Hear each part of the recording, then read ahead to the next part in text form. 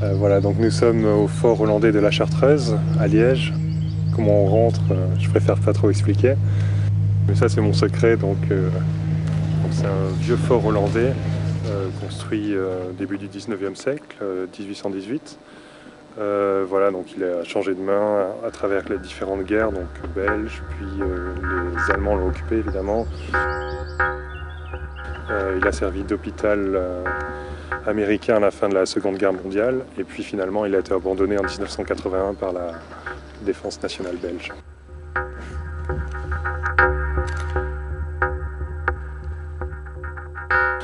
On est dans un endroit très coloré comme ça. A priori, c'est pas très compatible avec le côté militaire, notamment avec ces nombreuses fresques un petit peu naïves. Donc ici on a la laitière et le pot au lait, donc associés à des fables comme ça, un petit peu naïves, un petit peu en opposition finalement avec la rigueur militaire telle qu'on peut l'imaginer. Au premier étage, en fait, on voit des scènes qui représentent en fait la vie quotidienne militaire. Ce sont des petits personnages comme ça, on dirait des dessins d'enfants.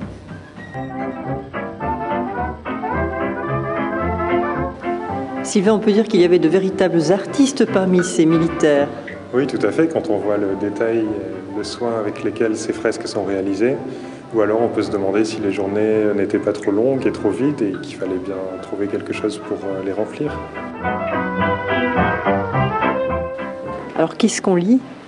On lit en deux fois, en deux voûtes, nous soldats wallons avec les flamands, nos amis. On lit la même chose quand on marche dans l'autre sens, traduit en flamand. Donc on retrouve encore ce côté un petit peu naïf et gentil qu'on a déjà vu dans les fresques.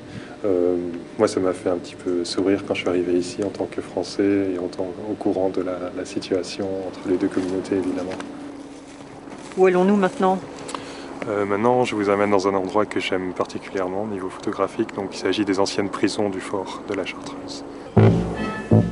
Oui, c'est vrai que c'est un petit peu glauque, un petit peu triste, mais donc, moi, j'essaye de montrer toujours la beauté du côté abandonné. Ici, on a deux choses. Donc, on a beaucoup de détails avec les peintures écaillées, les couleurs, les murs décrépits.